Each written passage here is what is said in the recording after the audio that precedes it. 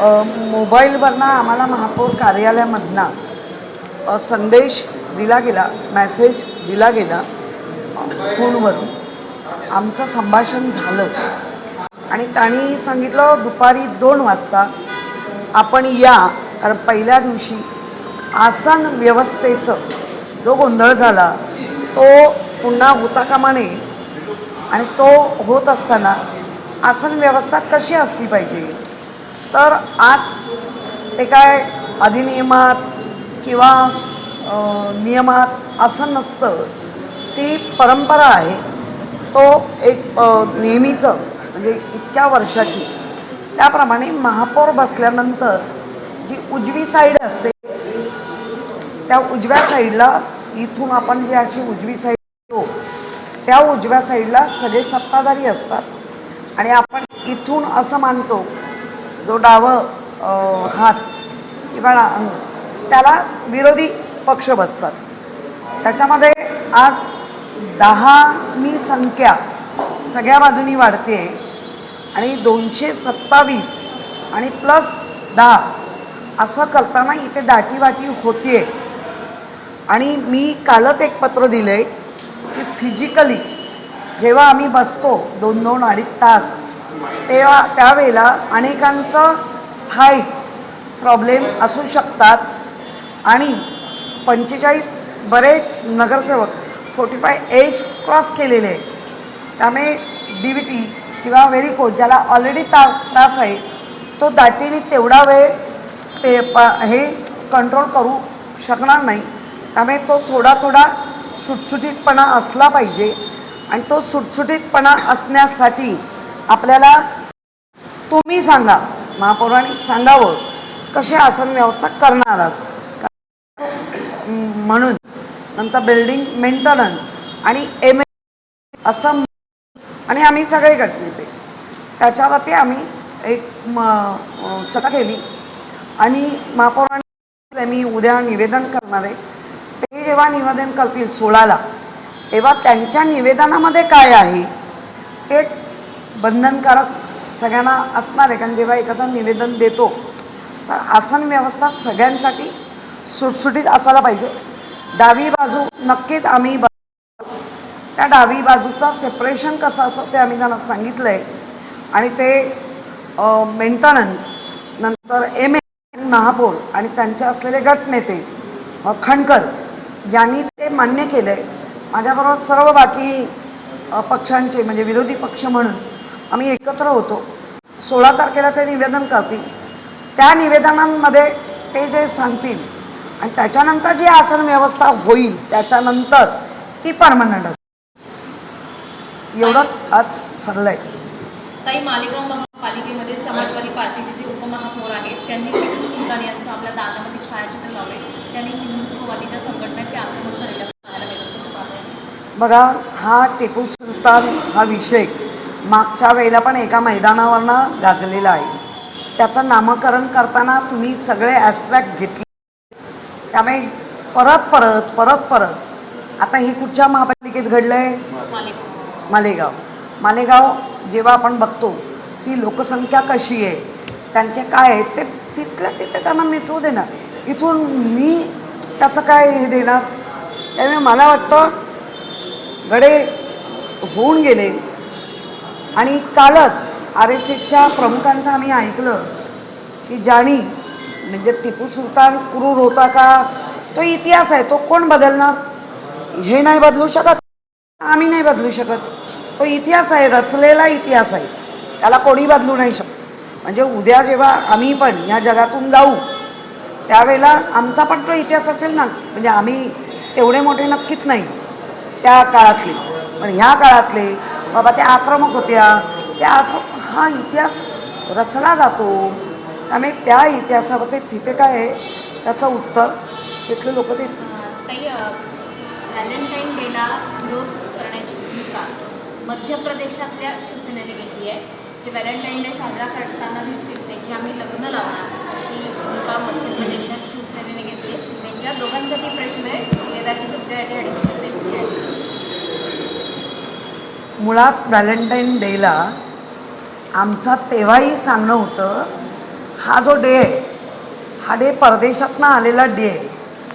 आपण तर कायम प्रेम करतो, मग ती आपली आई असेल, आपली बहीण असेल, अगदी आपली प्रेयसी असेल. जे टेम्पररी आहे की परमनंट आहे ते त्याचं त्यांनी ठरवावं, पण एका दिवसापुरता तो नसावा.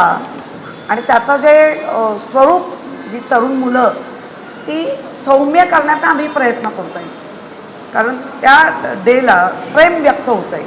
मग अशा अनेक कुटुंब आहेत की ते जाऊन आईला पण गुलाब देत आहेत, ते जाऊन आपल्या बहिणीला गुलाब देत आहेत. उद्या किल्लेदार मला गुलाब देईल, ताई मला तुमच्याबद्दल आदर आहे. प्रेम आदर हा व्हॅलेंटाईनचाच भाग आहे. उद्या हेही सांगू शकता, बाबा आम्ही तुम्हाला आदरयुक्त बहीण मानतो, आदरयुक्त ताई मानतो, आदरयुक्त आई मानतो. प्रेम व्यक्त करायला एक लाल गुलाबच गरजेचं नाही, आणि त्यासाठी व्हॅलेंटाईन डे असलाच पाहिजे ह्याचा नाही आहे. फक्त तरुण मुलांनी ह्या सगळ्यात अडकण्यापेक्षा तुम्ही तुमचं प्रेम नक्की व्यक्त करा कोणावरही. त्याला काय बंधनं असू शकत नाही. फक्त त्याचं वाईट वेगळ्या याच्यामध्ये करू नका असं सर्वांचं मत आहे. एक मिनिट. याच मुद्द्यावरती या आधी पडते महाराष्ट्रात आपल्या वेगळ्या साईडला आहे शिवसेनामध्ये असेल भूमिका घेतलेल्या आहेत व्हॅलेंटाईन डे.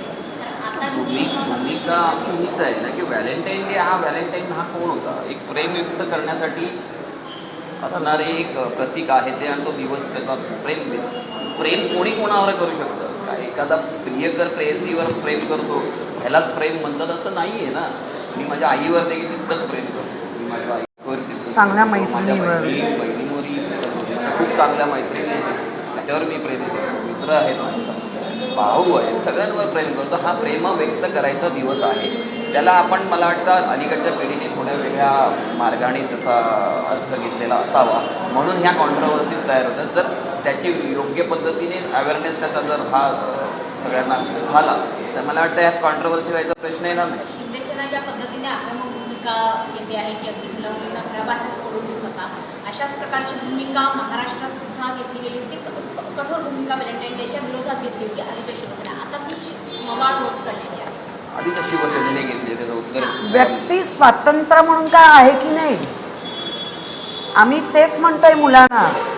तुमचं स्वातंत्र्य आपण हिरावून नाही घेतो, कारण त्या वयात म्हणजे जी मुलं आता ज्या वयात आहे त्या वयातनं आम्हीही गेलो आहे ना. आमच्याला हा व्हॅलेंटाईन नव्हता, पण व्यक्ती स्वातंत्र्य म्हणून अगदी जन्माला आलेल्या मुलापासून तर सगळ्यांना दिलं पाहिजे. फक्त त्याचं बिभिस्त रूप किंवा अगदी जे किळसवाणी ते करू नका. तुम्ही कोणावरही प्रेम करू शकता, प्रेम करायला कुठली बंधनं नाही.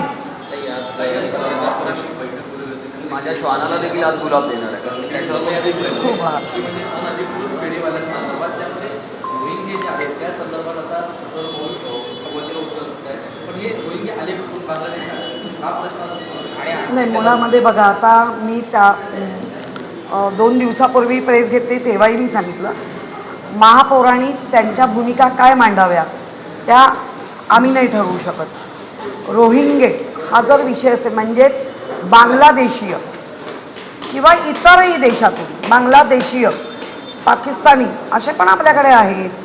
आणि जो ह्या देशामध्ये ज्या पद्धतीने तेव्हा म्हणजे माझा उलटा प्रश्न राहील, हा विषय 2014पासून रेंगाळला का? जर तुम्ही इतके कट्टरवादी आहात तर तो रेंगाळला का? तुम्ही आता कसे काढणार आहात? कारण आज डिलाय रोडला ज्या कारवाया झाल्या ते सगळे फेरीवाले माझ्याकडे आले. लोरपळ डिलाय रोड तिथे सगळे मिल कामगार लोक आहेत, आणि ज्यांच्या मुलांना नोकऱ्या नाहीत, ज्यांच्या मुलींना नोकऱ्या नाहीत, खानावळीला पैसे पुरत नाहीत, म्हणून आता लोक हॉटेलमध्ये जाऊन वडापाववर दिवस काढतायत. जे कोल्हापूर सोलापूर इथून मुलं जी व्यवसायाला आली आहेत तर त्या मुलांची अधिक आबाळ तर होणारच आहे, कारण संध्याकाळचं जेवण ते घेत नाहीत एका वडापावावर एका भजीपावावर काढून, कारण त्यांचा पगारच तोकडा आहे. त्यांच्या आईकडनं ते इकडे आले आणि त्यांना ते पण पैसा देऊ नाही शकत आहेत. मग अशाना आम्ही जे धोरण जे आणलं त्या धोरणाचं काय झालं ते सांगावं ना. जी नोंदणी झाली आहे ज्या धोरणावर, त्या सगळ्या नोंदणीचं काय केलं महापालिकेच्या प्रशासनाने किंवा आता राज्य सरकारने? म्हणजे काही कारवाईसाठी आता जो सर्वसामान्य माणूस आहे, मराठी माणूस आहे, त्याच्या गाड्या आहेत, तर त्याबरोबर कारवाई झाली आहे, कारवाया होती नाही. सरसकट दुकानं तोडली गेली, गाड्या मला या माध्यमातून महापालिकेला पण इशारा द्यायचा आहे, इतक्या सख्तपणे पहिला तुम्ही सर्वे करा, ज्यांची लायसन आहेत त्यांना तोडले. म्हणजे हे ब्रिटिश राजवट नाही आहे. पण ताई, ज्या पद्धतीने फेरीवाले बसतात तर ह्याच्यामध्ये कुठेतरी पोलीस आणि अधिकारी देखील बऱ्यापैकी सहभागी असतात, तर त्यांच्यावर निलंबनाची कारवाई व्हावी. मला पोलिसांना आज माझ्या डिलर रोडला मी जाते आता संध्याकाळी पोलीस स्टेशनला, मारतात म्हणजे काय, ज्याचा धंदा आहे उचलायला आल्यानंतर तो जरा जवळ करत असेल आणि जरा थांबणं वगैरे तर तुम्ही त्यांना मारणार. पोलिसांनी पण एवढी दादागिरी करू नये. गरीब आहेत ती मुलं, जे मध्यमवर्ग आहेत. मला सांगा, ज्यांच्याकडे सगळी सुबत्त आहे तो जाऊन फुटपाथवर बसेल का? आणि हा विषय या महाराष्ट्रापुरता म्हणजे सगळ्या देशात आहे. हा विषय फेरीवाला आपण सर्वेक्षण केलं आहे 2006 पासून. पण ताई, सर्वेक्षणाचं राज्य सरकारकडून दोन्ही म्हणजे आधी कोण होते नंतर अजूनही त्याच्यामध्ये कुठलीही सुस्पष्टपणा आलेला नाही. उलट माझं म्हणणं आहे, लवकर आणा. झोन तयार केले होते, पण असे कुठेतरी करू नका की पब्लिकला त्याची यातायात होईल. ते झोन कम्फर्टेबल असू दे, लोकांसाठी कम्फर्ट तसे करा. आज यात परप्रांतीय लोक पण आज नामजोशीला जी कारवाई झाली, आणि एक तर भायखळ्याला जावं किंवा त्यांनी लोळपाळला यावं. म्हणजे साधं काय घ्यायचं तर 1 किलोमीटर किंवा अर्धा किलोमीटर यावं, या गोष्टीचा विचार व्हावा. पोलिसांनी करताय, तुम्हाला वरून संदेश येत आहेत, याचा अर्थ वाटेल तशी मारपेट करू नका. महापौरांनी आज जी बैठक घेतली त्या बैठकीमध्ये असं निदर्शनास आलं की पालिकेचे अधिकारी याला जबाबदारीत कारवाई करत नाही, फेरीवाल्यांना पाठीशी घालतायत अशी माहिती समोर आली. त्या अधिकाऱ्यांना व्हायला पाहिजे का? नाही, माझं म्हणणं आहे ती कारवाई तर व्हायलाच पाहिजे. ते जे तुम्ही जे म्हटलं पोलीस आणि यांचं, आज पण मी काही गाडी म्हटलं आज काय तुम्ही फोन करून गेले नसणार, आता फोन करून जातात आणि मग ठराविक लोकांना फोन आले, तिथले कोण नाही कोण असतात. हा बट नॅचरलचाच विषय आहे. त्याच्याशी मी माझ्यावरून म्हणेन, लोकप्रतिनिधी म्हणून आम्ही जास्तीत जास्त काय केलं की बाबा मिल कामगारांचा एरिया आहे, मिल नोकऱ्या नाही आहेत, त्यांच्या घरात शिकलेली मुलं आहेत, त्यांचे पालक, मुलं नाही बसत, त्यांचे पालक बसतात, त्यांच्या औषध पाणी, त्यांचं काय हाऊस, यासाठी जेव्हा बसत असतील आणि कष्ट घेऊन फेरीवाला इतका पण ऊन पाऊस थंडी ह्या सगळ्या निसर्गाच्या बदलात राहतो.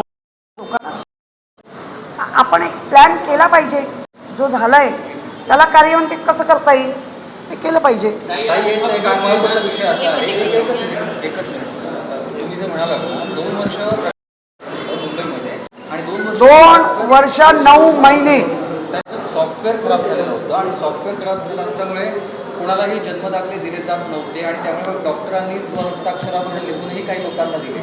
या सगळ्याला जबाबदार प्रशासक किंवा ही तत्कालीन व्यवस्था नाही. आता 2 वर्ष 9 महिने जेव्हा महानगरपालिका सगळ्याच प्रशासकीय याच्यात गेल्या होत्या आणि ती प्रशासकीय असताना जे सगळे पालकमंत्री म्हणून मिरवत होते इकडे, कोण एक सावंतवाडीचा पालकमंत्री ज्याचा काय मुंबईशी काही संबंधच नाही, एक मलबार हिलचा पालकमंत्री ज्यांचा फेरीवाल्याचं काय दुःख आहे ते माहितीच नाही किंवा सामान्य.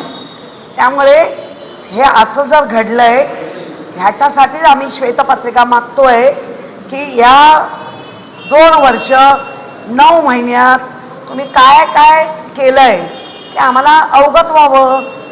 कारण युडी आणि पालकमंत्री म्हणजे जे आमदार, पालकमंत्री, मुख्यमंत्री यांच्याच दायरेत हे काम चाललं होतं ना, मग पालिकेने त्यांच्या दायरेतून आम्हाला उत्तर द्यावं.